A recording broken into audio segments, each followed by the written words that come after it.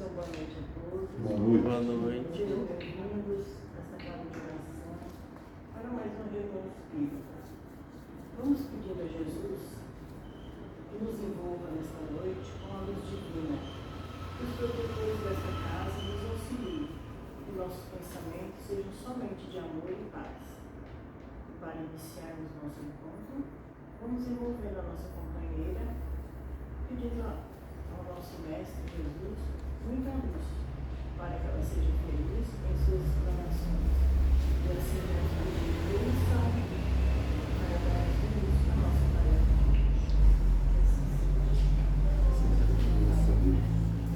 Bom, boa noite a todos. Boa noite. Que 2024 seja um ano muito feliz, de boas realizações para todos nós, né? Estou sendo filmada? Vou colocar mais Bom, o estudo dessa noite é o item 7 e 8, convidar os pobres e estropiados. Isso está no capítulo 13, que a mão esquerda não saiba o que faz a direita. Bem, acredito que todos nós aqui já conhecemos bastante esse trecho, né, que fala sobre a caridade. Esse capítulo é inteirinho voltado à caridade, como devemos fazer a caridade, né? E o item 7 e 8 é mais um ensinamento. Convidar os pobres e estropiados. Estropiados, acho que todo mundo aqui já sabe o significado, mas eu vou falar para quem de repente está nos ouvindo, nos assistindo e não tem certeza do que é. Estropiados são as pessoas que têm algum tipo de deficiência, né? Ou é coxo, ou seja, manca, né? De uma perna, é cego, né? Então nós vamos entender por que Jesus pediu para que nós convidássemos os pobres e estropiados. É um trechinho curto que eu vou lendo e a gente vai conversando um pouquinho. Então, o item 7, ele começa assim, é uma fala de Jesus. Ele foi convidado, pelo que eu entendi aqui, para alguma ceia, algum jantar, e ele conversa, né, e ele fala para quem o convidou. Então, ele começa assim: dizia mais ainda ao que eu tinha convidado: quando deres algum jantar ou alguma ceia, não chames nem teus amigos, nem teus irmãos, nem teus parentes, nem teus vizinhos que forem ricos. É estranha essa palavra de Jesus, mas a gente tem que lembrar que naquela época era muito difícil Jesus exemplificar, dar um exemplo para homens que não entendiam, que não conseguiam entender a fala de Jesus na questão do amor. Até hoje nós temos dificuldade de entender o que é amor. Nós achamos que entendemos, né? Eu amo meu filho, meu marido, minha esposa, minha filha, meu filho, tal. Mas e meu vizinho? Eu amo como eu amo meu filho? Não consigo. Eu amo aquele pedinte que está cheirando a urina ou a álcool, que está esmolando. Eu amo como eu amo meus amigos, meus parentes? Não, ainda não conseguimos. Mas Jesus espera, ele sabe que nós um dia vamos chegar lá. E ele vai dando os ensinamentos. Então é isso que nós estamos estudando. Por que ele fala para não convidar os ricos? Boa noite, pode entrar, por favor, claro. Toda. Pode sentar. Boa noite. Hoje o estudo fala sobre os pobres e estropiados. É uma fala de Jesus que nós estamos dando início a esse entendimento, né? Por que ele pede para quando nós fizermos um jantar, uma ceia, uma festa, para a gente não convidar os amigos ricos? Então, Jesus falava numa linguagem figurada. Tinha um ensinamento sublime por trás destas palavras. E ele falava de uma maneira de difícil entendimento, porque naquela época os homens eram mais duros, mais primitivos do que nós somos hoje. 2000 anos depois, a gente tem dificuldade ainda de entender o amor, o perdão, a caridade. Então imagina falar desses assuntos para aqueles homens tão duros, tão ignorantes. E ignorantes aqui não quero dizer no sentido de ofensa, mas no sentido de não saber. A partir do momento que eu não sei, eu sou ignorante naquele assunto, né? Então Jesus, ele usava palavras que faziam as pessoas pensar, parar, mas o que esse homem está falando? Eu não posso convidar meu irmão, meu vizinho, porque eles são ricos? Então ele põe as pessoas para refletir. E aí ele continuou. Aí agora ele vai dar a explicação. Por que não é para convidar os amigos ricos, os parentes ricos? Para que não aconteça que também eles te convidem por sua vez. E ele continua. Ainda está estranho, né? E te paguem com isso. Bom, aqui já começa, tá bom. Então Jesus está falando para eu não convidar os ricos, para que eles não me retribuam o convite. Como é um sentido, ele está falando de uma linguagem figurada, num sentido alegórico, então não é uma festa. Ele está dando o exemplo da festa. Mas como esse capítulo fala da caridade, né? Então a gente vamos levando para esse lado, vamos analisando o que Jesus quer dizer. Então eu não devo convidar os ricos para que eles não me retribuam. E ele continua. Mas quando deres algum banquete, convida os pobres, os aleijados, os coxos e os cegos. E serás bem-aventurado, porque esses não têm com que te retribuir. A fala ainda é muito estranha, né, para nós. Porque eu vou convidar o pessoal pobre, estropiado, eu vou chamar os moradores de rua para a minha casa, para cear comigo? Não, é estranho. Então, vamos continuar estudando o que Jesus quis dizer. Eles não têm com que te retribuir, mas ser-te-á isso retribuído na ressurreição dos justos. Tendo ouvido estas coisas, um dos que estavam à mesa disse para Jesus: Bem-aventurado o que comer o pão no reino de Deus. Isso está em Lucas, capítulo 14, versículo 12 a 15.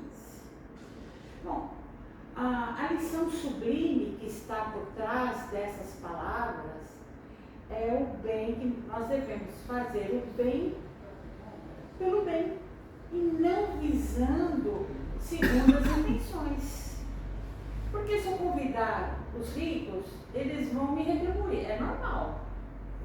Se eu fizer uma festa e convidar um amigo, por sua vez, quando esse amigo também fizer uma festa, ele vai me convidar.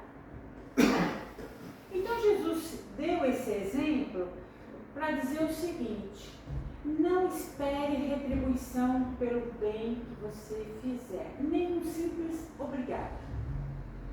Ao praticar a caridade, faça simplesmente para que a pessoa, para quem, ou a entidade, a organização, para quem você está fazendo, aquele trabalho voluntário, ou aquele doação de algum bem material, seja o que for, que seja com a intenção única de auxiliar o seu irmão.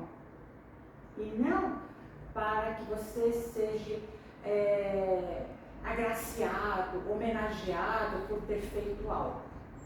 Uma boa dica para nos perceber se nós somos muito vaidosos nesse sentido é se nós, ao fazermos a caridade, gostaríamos que alguém falasse, ó Luísa, foi você que fez tal trabalho?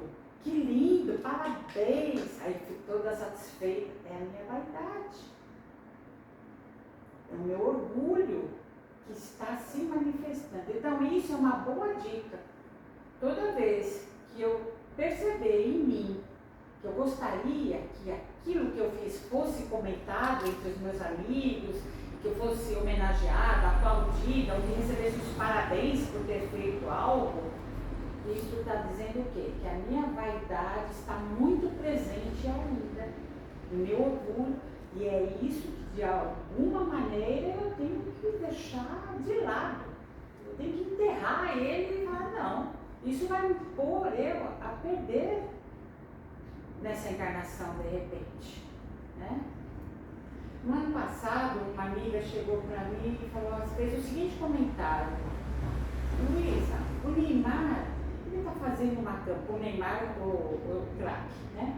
Ele está fazendo uma campanha e ele está convidando os amigos e tal, não sei o quê. Você não acha que ele, rico do jeito que ele poderia fazer sozinho?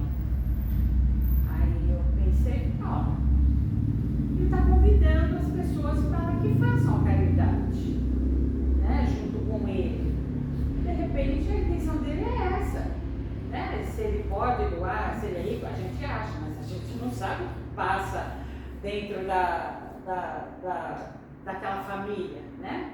E a gente já está julgando, olha, ele pode, por que ele não vai ter que convidar os outros? Os convites chegam para nós de maneiras mais diversas. Nós somos convidados o tempo todo a fazer a caridade.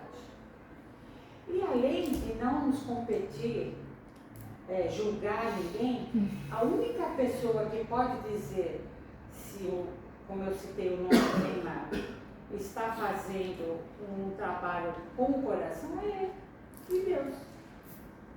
Só ele pode julgar por que ele fez a caridade e está chamando os amigos. Qual a intenção? É aparecer? Vamos dizer ao contrário, quer se aparecer. Mas só ele pode dizer se ele quer se aparecer ou ele quer realmente chamar os amigos, dar oportunidade e angariar mais fundos para aquela entidade. Porque vamos supor que ele vai doar, sei lá, 100 mil reais. Né? Vamos supor. Se ele tem outros amigos que é tão rico quanto, que também podem doar outro tanto, essa entidade vai conseguir muito mais doações. Então, na verdade, ele está fazendo um bem. Mas só ele pode dizer, só o coração dele pode dizer. E a gente não deve julgar. Então, essas pessoas que são públicas e que fazem, né, os convites para que doem e etc e tal, a gente não deve julgar. Né? Jesus está pedindo aqui para que a gente não espalhe por aí, que a gente seja discreto, que não seja soberbo. Mas cada um é cada um. Deus é que vai. Sempre é a intenção do espírito, da pessoa que vale. Né? E aí, continuando, então a lição que Jesus diz é o bem pelo bem, sem segundas intenções. Então não cabe julgamento, não cabe a gente reparar, aquele lá não deu nada, aquele lá também não. Não compete. Se você sentiu no coração um chamado para fazer a caridade, faça. Faça discretamente. Né? Se porventura alguém descobrir que você fez e te homenagear, tudo bem, mas a gente quer receber a retribuição aqui ou quando a gente estiver do outro lado. Porque se a gente for homenageado aqui, receber os louros, né, assim, lógico, sempre vale a intenção do espírito, né? Quando nós chegarmos do outro lado e a gente se deparar com as nossas dificuldades, com as nossas falhas, e aí eu vou falar, poxa, mas eu fiz tanto bem, eu fiz isso, fiz aquilo, aí eles vão falar, mas você já recebeu a retribuição. Né? Você já foi homenageado, foi condecorado, saiu teu nome publicado nas revistas, nos jornais, o bem que você fez. Se a gente não é famoso, como é o nosso caso, mas aqui, né, na nossa comunidade, também. você recebeu a retribuição. Todas as pessoas vieram te parabenizar, tá? Então você já recebeu. E aí? Eu prefiro receber meu pagamento lá, né? Porque aí meus débitos, né? Jesus poderá olhar para mim e falar, tá mais ou menos, né? Você fez o bem aqui, sem segundas intenções, praticou a caridade, então na próxima encarnação você melhora mais um pouco, né? Bom, aqui ele está falando do bem material, mas obviamente não é só o bem material. Ele fala para a gente doar aquilo que a gente tiver em abundância, seja o que for, né? O teu sorriso, a tua alegria, a tua gentileza, né? A tua bondade, a tua compreensão, tudo que você tiver em abundância, você doa nesse momento da caridade. Se você vai fazer um trabalho voluntário, por exemplo, você vai com carinho, você vai com amor, você vai totalmente voltada para aquelas horas que você vai trabalhar ali. Você esquece o celular de lado, você esquece o horário do almoço. Não, naquele momento você vai estar voltado a doar a tua alegria, as tuas palavras, um pouquinho da sua paciência, ouvir as histórias que muitas vezes aquelas pessoas têm ali para te contar. E então você estará fazendo o que Jesus pediu aqui, sem querer convidar os pobres e estropiados. Na verdade você está fazendo a caridade de fato, né? Aquilo que o coração pede, aquilo que a gente pensa que é caridade, muitas vezes ao dar uma moedinha, um farol, alguma coisinha, aquilo não é esmola, não chega a ser uma caridade. Muito pelo contrário, é humilhação, tanto para quem pede como para quem dá. Às vezes a gente não fica constrangido de dar uma moedinha e saber que aquela moedinha não vai ajudar, mesmo que a pessoa fale, não, vai juntar com outras moedas, outras pessoas doam, e aí tira um almoço, alguma coisa, mas é muito humilhante. Uma vez eu estava vindo da cidade pela Tiradentes, o tempo estava garoando, tá? Era uma noite assim, tipo 6, 7 horas da noite, não era totalmente escuro ainda, quando uma pessoa se ajoelhou do lado do meu carro, sabe? Nossa, aquilo me deu assim, meu Deus, que humilhação, que desespero é esse? É muito triste o esmolar, né? Mas mesmo esse esmolar, se você dá de coração uma refeição, um pacote de bolacha que você tem, ou alguma coisa para tirar a fome daquela pessoa, vale pela sua intenção, né? E não para se livrar. Ah, vou dar uma moedinha para se livrar. Aliás, da moeda a gente nem sabe se é bom, né? Porque hoje a gente vê que às vezes aquela moeda vai servir para tomar alguma droga. Não nos cabe julgar, né? Novamente, não nos cabe julgar. Mas as pessoas às vezes estão na rua tão perturbadas e transmite já aquilo na cara, né? Aquele inchaço da bebida ou outro tipo de droga que deixa a pessoa mais desorientada ainda. Então a gente fica assim, ai meu Deus, não dou, né? Sendo que é tão humilhante, tanto para quem pede como para quem dá aquela moedinha, que a gente dá mais para fome. Né? Então a caridade é muito mais que isso. A caridade é aquilo que alcança de uma certa forma o coração do outro, que faz uma ligação, que a pessoa não se sente humilhada, muito pelo contrário, ela sai até satisfeita daquele encontro que teve com você. E a gente, se fez algum bem, sai mais satisfeita ainda, né? Lá na casa que eu frequento, eles fazem uma marmitex e eles contam, né? Eu não saio às ruas para entregar, E eles contam, às vezes, né, o que acontece durante a entrega, a alegria, a satisfação. Então a pessoa sai feliz da vida. Né? A pessoa que foi entregar sai feliz da vida, porque fez algo assim que ajudou a tirar a fome naquele momento. Né? Ganhou uma roupinha usada, um sapatinho, uma água. Então, na verdade, nesse auxílio, é uma coisa também pequena, mas se serviu para auxiliar, tirar a fome daquela pessoa naquela hora, com certeza é algo bom. E se você fez com a intenção de ajudar a diminuir um pouquinho a tormenta, né? Porque a minha filha, quando passa o horário de comer, ela fica nervosa. Ela tem 35 anos. Ela fica nervosa. Ela quer comer. Agora, você imagina uma pessoa que fica um dia inteiro sem comer, esmolando, né, pedindo, às vezes mal consegue para ele, e às vezes tem alguém em casa, né? Crianças esperando. Bom, o nosso mundo tem muitas dores, né? Então, se a gente puder auxiliar, precisa de coração, né? E é isso. Então, só para finalizar, Jesus diz também que tem pessoas que convidam as pessoas para a nossa festa com segundas intenções. Né? Eu vou convidar aquela pessoa porque aquela pessoa vai facilitar uma coisa para mim, alguma coisa assim. Tem essas coisas. Então, isso não é caridade. Né? Então, a caridade ela tem que ser sempre com a única intenção de promover o bem.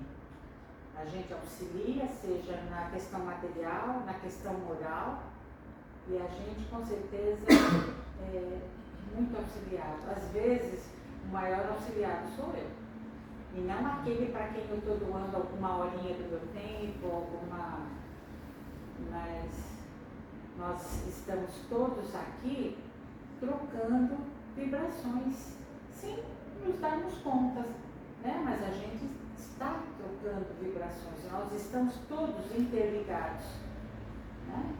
E se nós estivermos interligados no bem, essa vibração também alcança o bem e se junta e faz algo muito legal. Da mesma forma, o contrário também, quando a gente está com muita raiva, quando a gente está com muito ódio, a gente se junta a essas forças, porque tem pessoas que também estão vibrando nesse mesmo ódio. E aí esse ódio vai para onde? Vai para lugares onde tem muito ódio. Por isso que nós todos somos corresponsáveis por esse planeta. A Terra que está acontecendo lá na Ucrânia, lá na faixa de Gaza, eu tenho responsabilidade. Porque o meu ódio não percebe barreiras, ele ultrapassa paredes, portas, janelas, ele ultrapassa lugares, países e se juntam a outros ódios que faz só aumentar tanta coisa ruim nesse planeta. Então, por isso que tudo que nós pensamos, falamos, devemos nos vigiar constantemente para que seja sempre coisas boas. Obviamente, tem hora que eu estou nervosa, tem hora que eu falo um palavrão, mas a partir do momento que eu sou consciente, eu me corrijo, eu vou me melhorando, vou me tornando uma pessoa melhor, vou me aproximando de Deus. Então, o bem passa por tudo isso. O bem não é só aquela coisa que eu estou, aquela hora que eu estou num trabalho voluntário. É o meu pensamento, é o meu dia a dia, é enquanto eu estiver aqui nesse mundo. Eu estou ajudando na paz ou na guerra. Então, isso é uma responsabilidade que nós temos conosco, com o nosso planeta, e tudo isso vai ser cobrado de nós. Quanto mais consciência eu tiver, mais responsabilidade eu tenho. Enquanto sou ignorante, não sei, tem uma desculpa, mas vai ser cobrado também. Tudo é cobrado de uma maneira óbvia, cada qual na sua hora, no seu momento, mas quanto mais eu sei, mais eu serei cobrado. Então é isso. Alguma questão? Essa questão é assim, a gente se depara com a caridade